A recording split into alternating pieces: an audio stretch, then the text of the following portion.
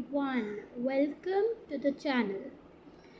This is the first video that I am uploading relating to the topics or explanation to the topic of paper 1.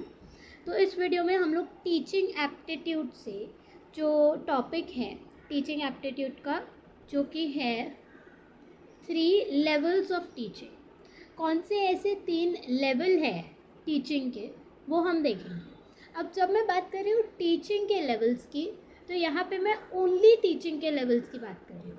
अगर teaching and learning होता कि levels of teaching and learning, तो there are 4 levels of teaching and learning, जो कि सबसे first आता है autonomous development, और फिर सेकंड, थर्ड एंड फोर्थ जो यहाँ पे हम लोग 3 लेवल्स करेंगे वो आता है.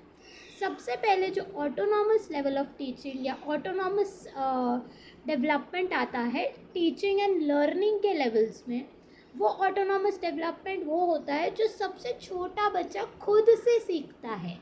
देख के जो बच्चा खुद सीखता है कि चलो रोने से मुझे ये चीज़ मिल जा रही है, या हंसने से लोगों को खुशी मिल रही है, या मूवमेंट ऐसे करने से, या हाथों की फिंगर्स की मूवमेंट करने से हम खाना कैसे खा पा रहे हैं, तो वो ऑटोनॉमस डेवलपमेंट हो गया. जो बच्चा खुद से सीख रहा है, वो बचपन में जो वो सीखता है या वॉक कैसे करना वो खुद से सीखता है, तो ये ऑटोनॉमस डेवलपमेंट में आता है. तो इसमें कहीं पे टीचिंग नहीं हो रही है, वो खुद से सीख रहा है, तो ये टीचिंग के 3 लेवल्स में नहीं आएगा. When you are talking about 3 levels of teaching, it is only the other 3 जो अभी हम लोग कवर करेंगे. When it is levels of teaching and learning या levels of learning and teaching, तो उसमें 4 levels आएंगे, autonomous development and the 3 that we will be learning under the levels of teaching. Let's begin with the 3 levels of teaching. In this video, I'll be covering the first level of teaching, that is the memory level. तो 3 level of teaching है क्या?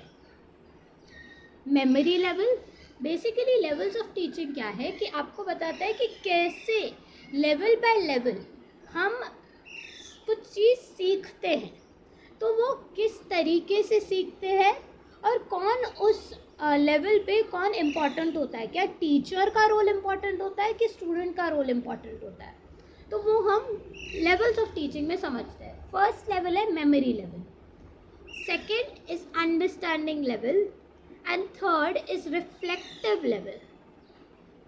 memory level हम इस video में cover करेंगे. memory level सबसे पहले it is totally word ही आ जाता है मेमोरी बेस्ड है. तो मेमोरी यानी वो थॉटलेस होता है पूरा, वहाँ पे सिर्फ और सिर्फ आप मेमोराइजेशन करते हैं. वर्ड से ही पता चल गया मेमोराइजेशन, तो एक वर्ड तो आपको मिल गया जो कि है मेमोराइजेशन. अब आते हैं ये मेमोरी लेवल किसने दिया था. तो ये जो मेमोरी लेवल है, ये मेमोरी लेवल हर्बर्ट ने दिया था. So the names are very important. कभी कभी पूछ लेते हैं कि मेमोरी लेवल, या मैच द कॉलम में पूछते हैं मेमोरी लेवल है, अंडरस्टैंडिंग लेवल है, रिफ्लेक्टिव लेवल है, यहाँ पे उनके नाम गिवन होते हैं. आपको मैच करना है कि किसने ये लेवल ऑफ टीचिंग या किसने ये वाला जो मेमोरी लेवल है वो दिया है. तो हर्बर्ट ने मेमोरी लेवल दिया है, या Herbert's memory level of teaching आप कह सकते हो. ये फुल टू थॉटलेस होता है. यहाँ पे कुछ भी जो स्टूडेंट होता है वो सोचता नहीं है, वो सिर्फ मेमोराइजेशन करता है. आप उनको बोलोगे 1 2 3 4, वो 1 2 3 4 वैसे मेमोराइजेशन करेगा. वो कुछ समझता नहीं है कि 1 क्या है, 1 के बाद 2 क्यों आता है, 2 के बाद 3 क्यों आता है, वैसे कुछ भी नहीं. तो it is thoughtless level, fully thoughtless. Focus on memorisation, ये तो हमने समझ लिया, मेमोराइजेशन पे ही फुल टू फोकस होता है. Emphasis on presentation of facts and information. जो टीचर होता है, वो जो टीचर किस पे ज़्यादा एम्फेसाइज करता है, किस पे ज़्यादा ध्यान देता है, वो ज़्यादा ध्यान देता है फैक्ट्स प्रोवाइड करने में, इन्फॉर्मेशन प्रोवाइड करने में. क्योंकि सामने वाला जो स्टूडेंट है वो उन फैक्ट्स से रिलेटेड कुछ समझना नहीं चाहता, वो सिर्फ उन फैक्ट्स को लेके लर्न करेगा, मेमोराइज करेगा. दूसरा, मेमोराइजेशन के बाद आता है क्रेमिंग. क्रेमिंग यानी बार बार वही चीज़ बोलना, ABCD, वो दिमाग में बैठ जाए. ड्रिलिंग, अगेन दिमाग में बिठाना. सारे ये डिफरेंट वर्ड्स हैं जो एक ही चीज़ बताते हैं कि दिमाग में उसको फिट कैसे करना. क्रेमिंग, ड्रिलिंग, रिव्यू करना, रिवाइज करना, रिव्यू देख लेना कि हाँ हमने लर्न किया है, ये लर्न किया है, ठीक है, इसको एक बार रिव्यू कर लेते हैं, वापस से हम एक बार बोल के देखते हैं। रिवाइज करना, रिकॉल करना, क्या याद किया था मैंने, तो स्टूडेंट क्या बोलेगा, मैंने क्या याद किया था, 2+2 4 होता है, तो याद कैसे किया था, या टेबल्स जो है, टेबल्स मेमोराइज किया जाता है, तो टेबल्स मेमोराइज किया तो बाद में जाके वो याद करना, अरे 2+7 क्या था, तो वो याद करना, तो it is recall. Then sequence में बताना, 2 1 जा 2, 2 2 जा 4, तो ऐसे सीक्वेंस में लर्न करना, तो वो मेमोरी लेवल में आता है।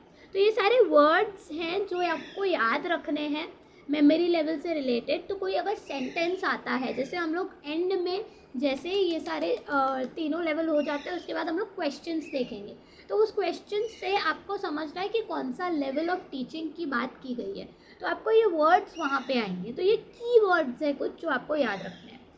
टीचर सेंटर्ड होता है। अभी देखो यहाँ पे कुछ भी स्टूडेंट समझ नहीं रहा है, जो टीचर बता रहे हैं वही वो स्टूडेंट रट्टा मार रहा है, ठीक है, रोट लर्निंग कर रहा है। तो ये क्या हो गया, टीचर यहाँ पे रोल टीचर का ज़्यादा इम्पोर्टेंट है। जो टीचिंग लेवल है वो टीचर सेंटर्ड है, टीचर जो समझा रही है वो स्टूडेंट समझ रहा है। स्टूडेंट का रोल क्या है, स्टूडेंट सिर्फ पैसिव है, स्टूडेंट सिर्फ सुन रहा है और उसको मेमोराइज कर रहा है। Teacher is having an active role, जो भी है वो टीचर जो लर्न करवाएगा वो लर्न करेगा स्टूडेंट। टीचर अगर 2 2 जा 8 करवाएगा तो वो वैसे ही लर्न करेगा। तो टीचर का रोल यहाँ पे इम्पॉर्टेंट हो जाता है। तो टीचर्स रोल इज एक्टिव। कहाँ पे यूज़ होता है, जैसे हमने देखा मेमोराइजेशन आप ज़्यादातर बचपन में जो first second standard, third standard या मैक्स फोर्थ स्टैंडर्ड के बच्चे जो होते हैं उसमें मेमोराइजेशन होता है।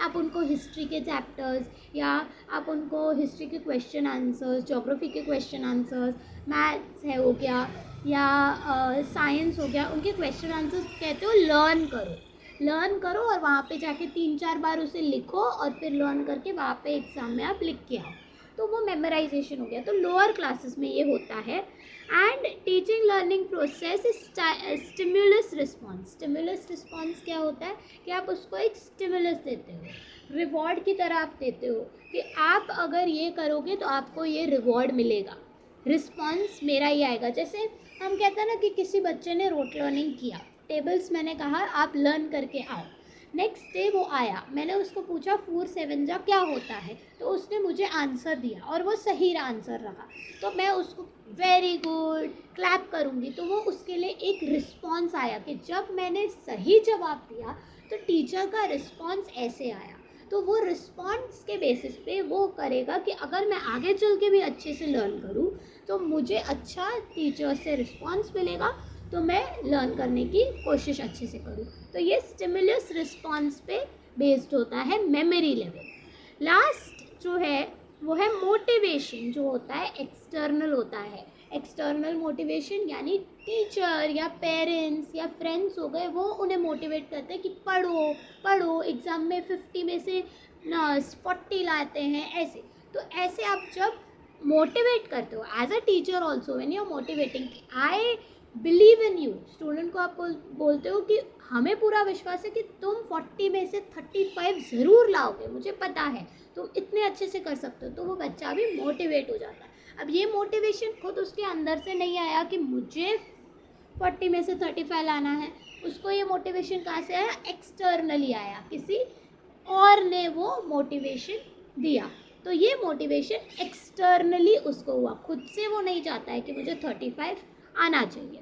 So this is about memory level. In our next video we will be understanding about the understanding level. So stay tuned. Thank you.